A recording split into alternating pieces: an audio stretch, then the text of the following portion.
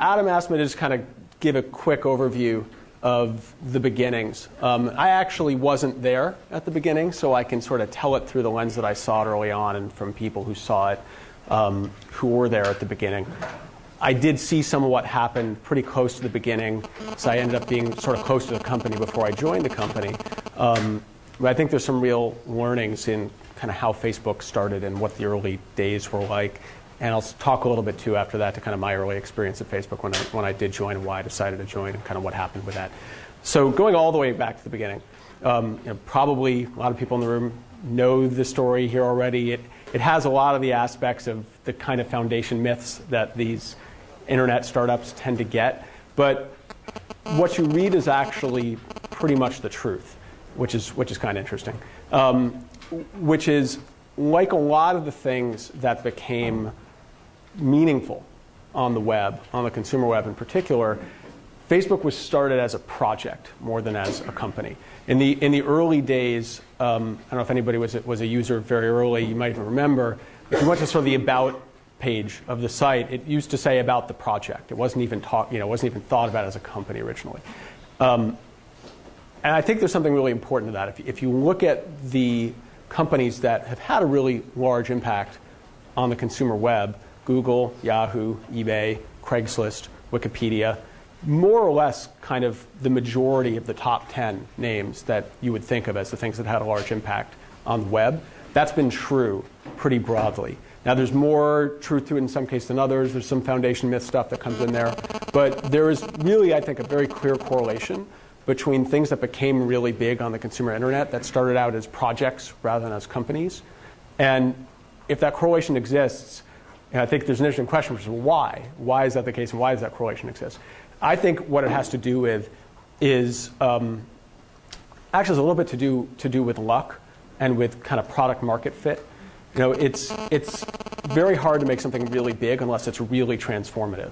It's obviously very hard to make something really transformative if you can look at a market and do a market mapping and pick a market segment and say, I'm going to do that. I'm going to do video podcasting, right? Because that's an underserved space. Once there's a space and it's well defined and it's well understood, the chances are it's probably already too late to do something that's really transformative.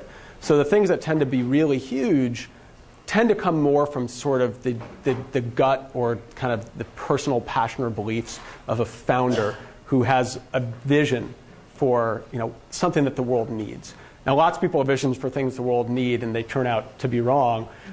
So this is obviously not a guarantee to success. It's not a causal relationship that if you decide you've got something the world needs, that it's necessarily going to take.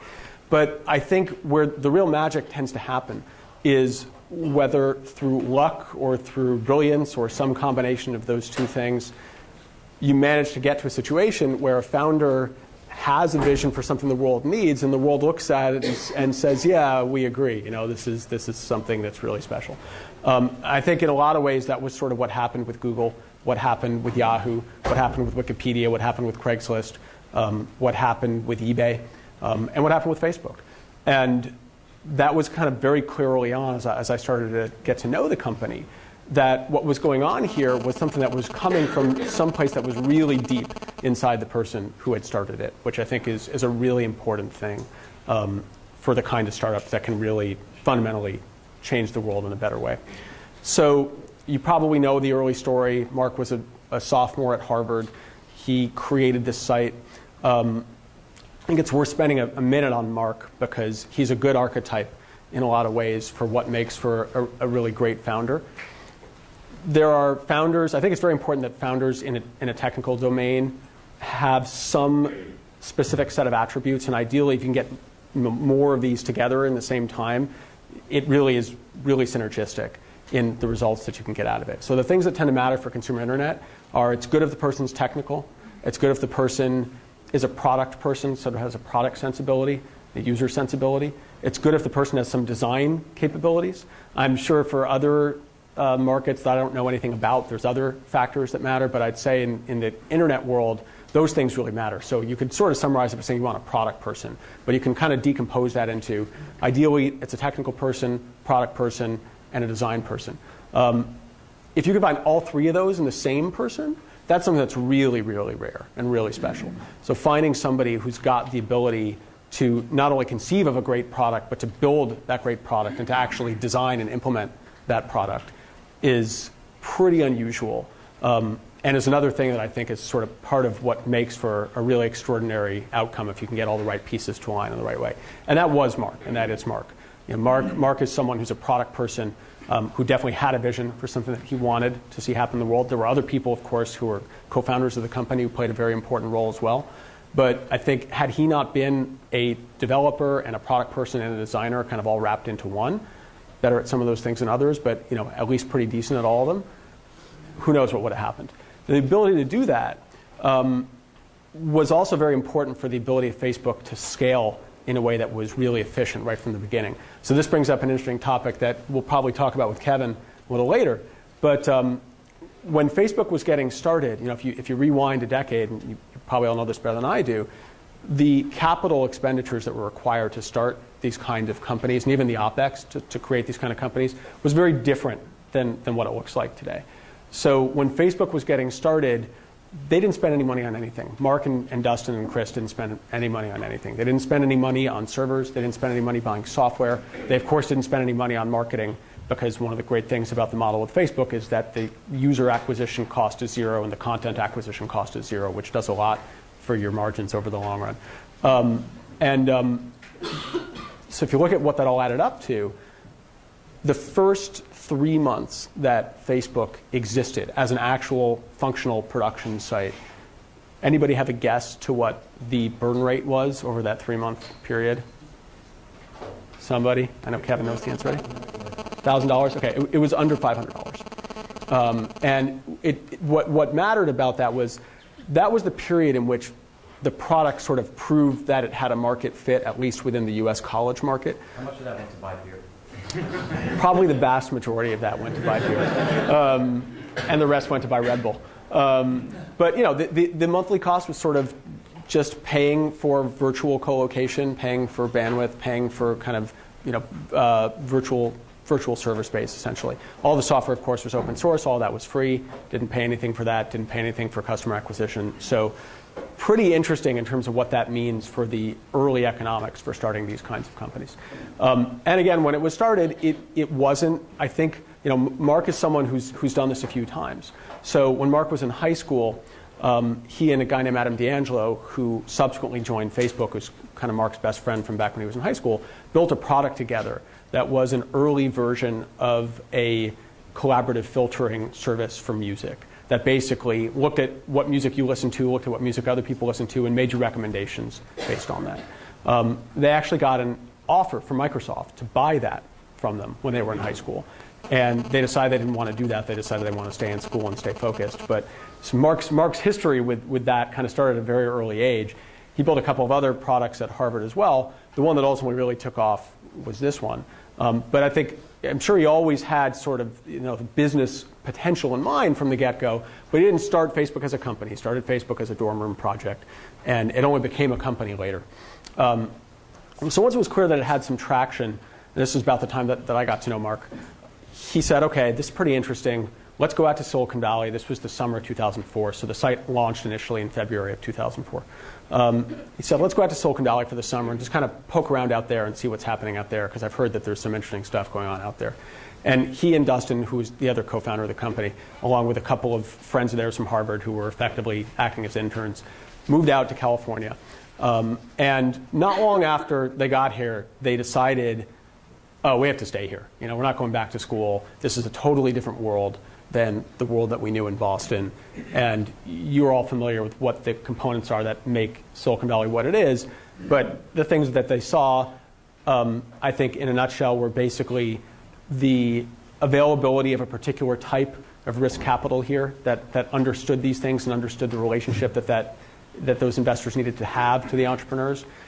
A very entrepreneurial environment in general. Of course, a fantastic pool of engineering talent and other people who were sort of interested in working at early stage startups. And then most importantly, just like with the product design and technical things coming together in one person and the founder, just importantly, the combination of those three things. There are other places in the world where you've got risk capital available. There's other places in the world where you've got great technical talent available. There's other places in the world where you've got an entrepreneurial mindset. I think to this day even, there's no place in the world where those three things come together in the way that they do in Silicon Valley. And Mark saw that and Dustin saw that, and they said, screw school, we're dropping out, we're here to stay. So they did stay. I met Mark for the first time sort of serendipitously, by a coincidence. I was at LinkedIn, as Kevin mentioned, working with a guy named Reid Hoffman, who's kind of been my mentor in the Valley. And Reid and I were up in the city at the office of a guy named Peter Thiel, who was Reid's old boss at PayPal, the guy who was the founder and CEO of PayPal, talking with Peter about LinkedIn. And Peter said, hey, Sean Parker, who's an old friend of mine who has a role to play in the story too, and this guy Mark are coming in to pitch me on doing an angel round, essentially, in this thing, the Facebook. Why don't you guys sit in and listen to this? So I actually was there in the room by a complete coincidence when Mark first met Peter Thiel and sort of told him about Facebook and pitched him on Facebook. Mark actually doesn't remember that I was in the room because I think he was pretty focused on Peter. We've talked about it a lot since. I was just kind of a fly on the wall, just sort of listening into what was going on. And what was interesting about that experience was it really kind of showed me who Mark was and that he was sort of very genuine in his conviction for the product and that this came from some place that was really deep in him, which was pretty interesting. So after that happened, I was very lucky to start getting pestered by Sean Parker, who was the first non-founding employee that Facebook hired. I think he was technically kind of the third full-time employee of the company, who was an old friend of mine from the time that he'd been at Plaxo and I'd been at LinkedIn. And he called me up and said, hey, I really need you to help me convince this guy, I won't say who it was, who was a mutual friend of mine and Sean's, to come join the Facebook, to do biz dev at the Facebook. Because we really have to hire this guy. And so I called him up, and I spent a bunch of time trying to talk him into it. And he didn't want to do it. I thought he was crazy. And kind of through that process, I started thinking, maybe I should just go join this company. Why am I just getting this guy to join this company? But it wasn't really kind of fully crystallized in my mind because I was pretty deep in LinkedIn. And when I wasn't one of the founders of LinkedIn, but I was there very early. And you sort of get very deep into what you're doing in these startups. And so I kind of hadn't really pulled my head up to really see what else was happening. And it just sort of started coming at me from a few directions. And I was very lucky that Peter Thiel, who was very close to Reid and was like Reid, part of this group that's now called the PayPal Mafia, was somebody I had also known through that group. And he said, hey, he said a couple months later, hey, why don't you come join Facebook and just sort of help grow it? And that point, I took a little bit of a closer look at it. And I'll touch briefly on kind of what the two things were that kind of ultimately made me decide, you know what, I have to go do this, because I think they're sort of interesting things to look at for people who are thinking about joining a startup early. So actually there were three, one of which I've already talked about, which was the founders and who they were. That was sort of a challenging thing because at the time Mark was probably 20. And I was working for a guy who's one of these sort of wise men and wise people of Silicon Valley around the consumer internet, has been through a couple of cycles, has been doing consumer internet startups since the mid 90s, saw PayPal through the IPO and the acquisition. And what's that? Social. Did you ask SocialNet? I didn't know that. That's interesting. Yeah. Oh, that's right. Bud Invest. That's right. Yeah. So it was Reid's first startup was this company, SocialNet. And to go from that to working for a 20-year-old kid who had just dropped out of his sophomore year at Harvard, was something that posed some challenges. But I believed in the person, and that was a really important piece of it. And then with the product, there was something really special going on both quantitatively and qualitatively.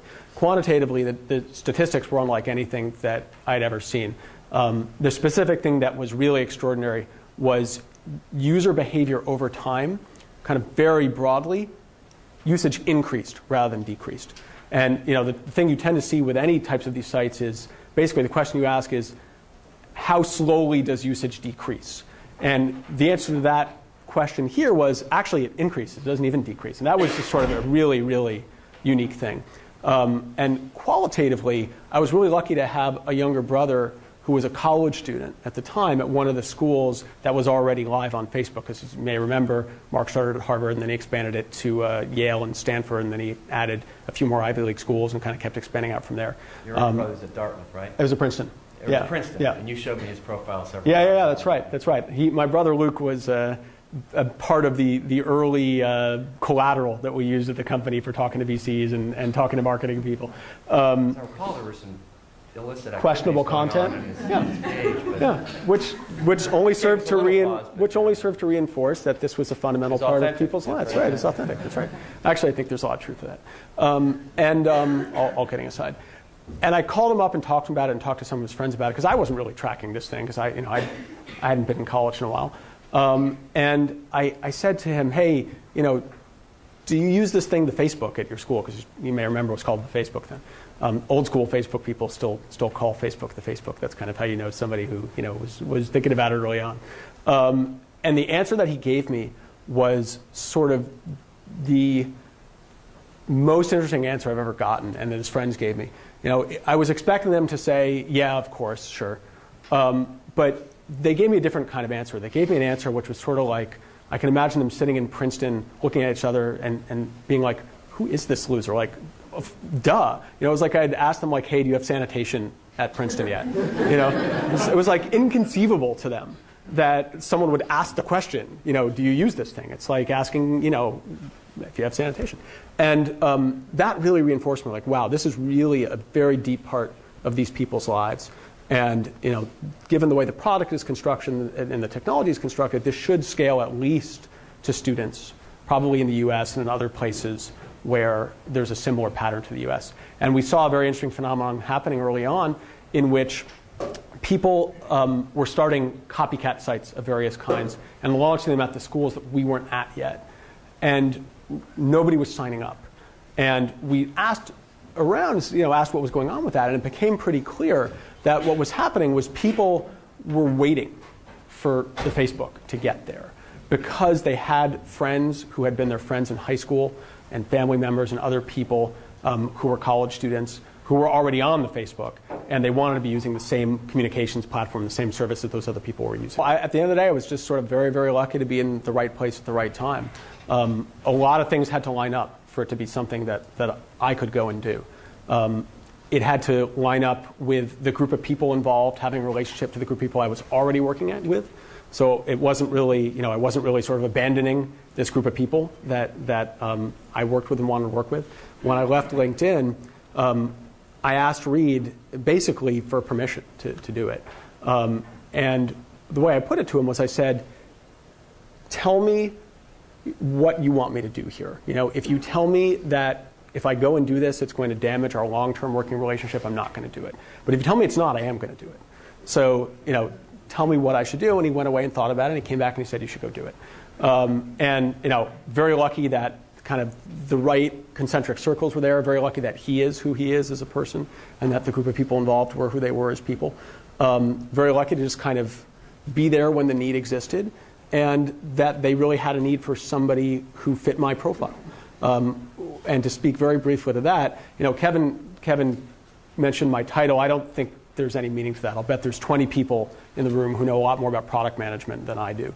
Really what I've done at Facebook, Kevin alluded to this a little bit too, is the best way I can describe it is I'm not a founder, but I sort of have the type of role that you'll sometimes see a founder have when they're not the CEO of the company. I think it helps that timing has a lot to do with those things, and kind of who you are as a person has a lot to do with those things. I never had much interest in general management, and it's great for people who do. But if I had a passion around it, it probably would have been harder to not focus on those things.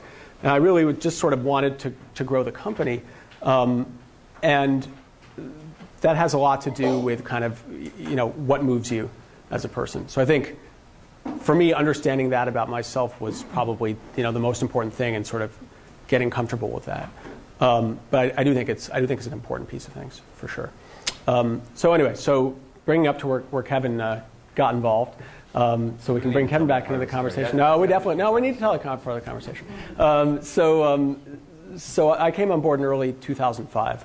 Accel actually ended up investing in April of 2005. So Kevin's been involved with Facebook for about as long as I have.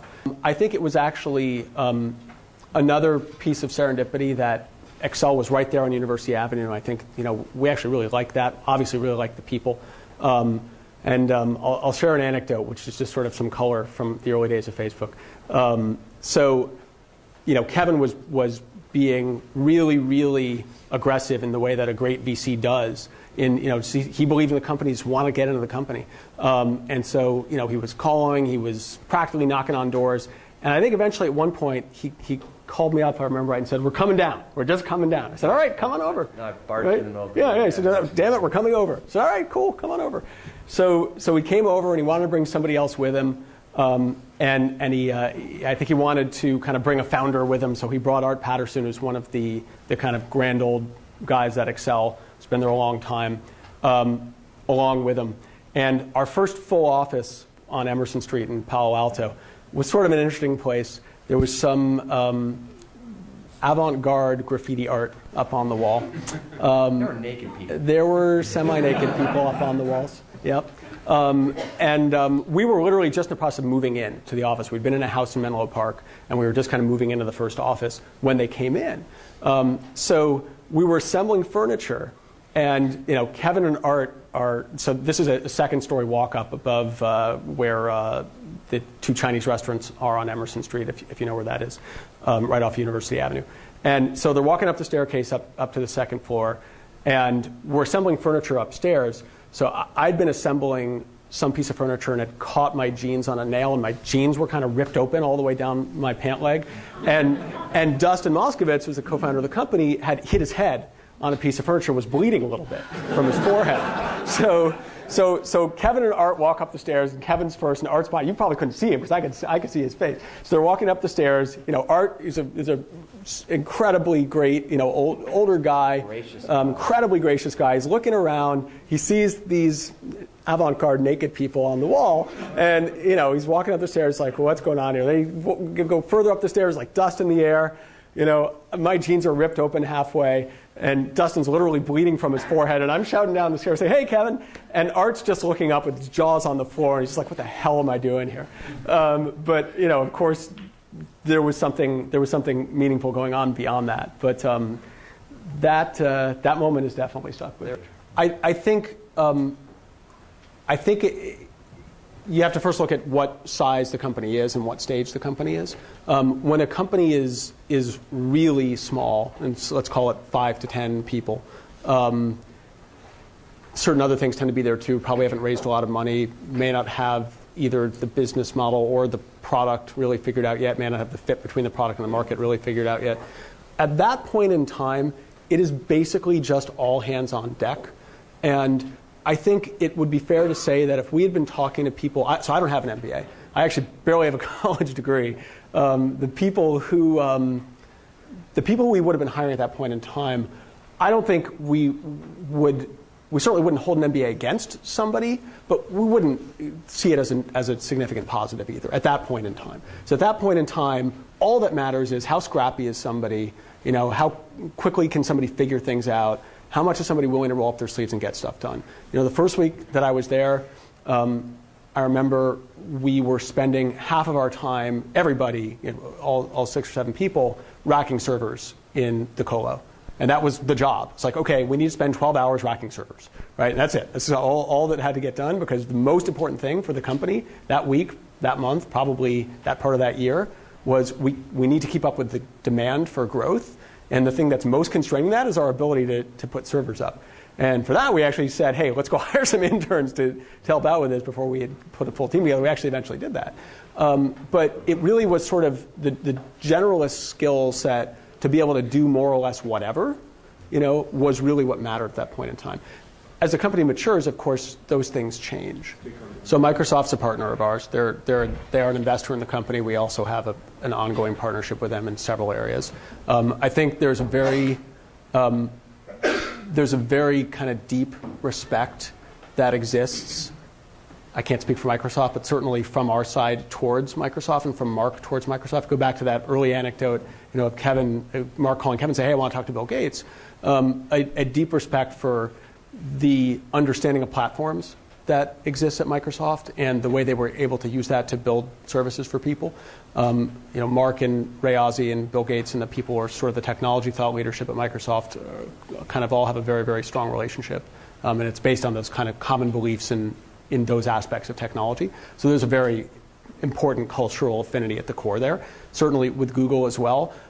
We don't have a direct, relationship with Google of the kind that we have with Microsoft, but it's definitely an organization that we have a lot of respect for. I think they represent a really interesting phenomenon in the world of business, in that at some levels we compete with Google, and sometimes I get frustrated because I just wish that I could get mad at them, or kind of deride them, but they're just too damn good for that. I mean, they're just really, if you talk to the people at Google, they're just really good people, and they're trying to do the right thing.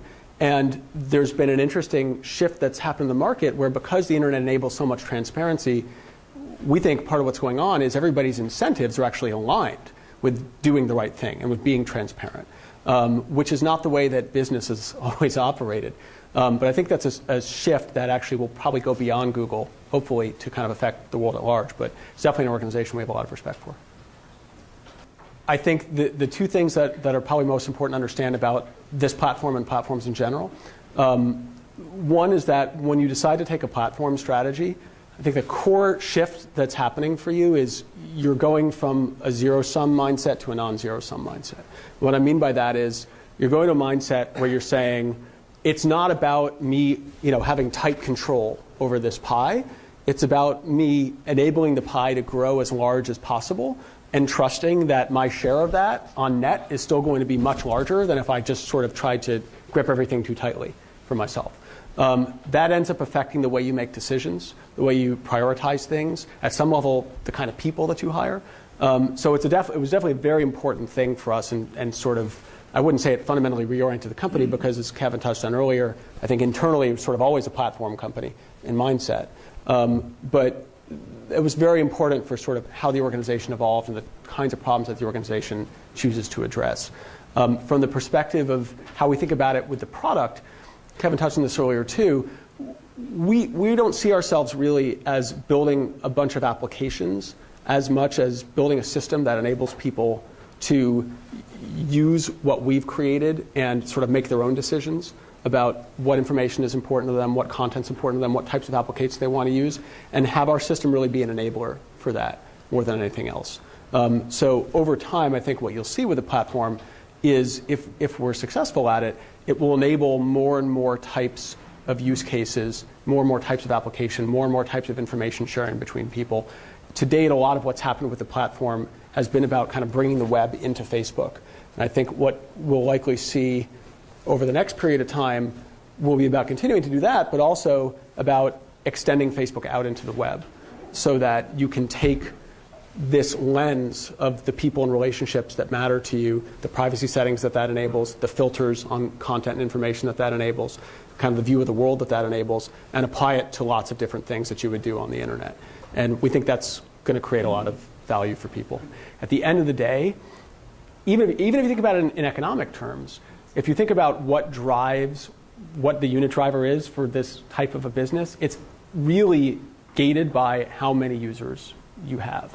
That matters even more so, actually exponentially more so, in a network effects type of business where having 10 million people is far more than 10 times more valuable than having one, and having 100 million is far more than 10 times more valuable than having 10. And so ultimately, how much value we can create is gated by the number of users that we have, how connected to the people that matter to those people in real life they are on Facebook. And so that's still ultimately sort of a core focus for us. We're happy with how it's going. But if I kind of, what do I think about at night, I'm thinking about users and user growth. Great. All right. See you, man.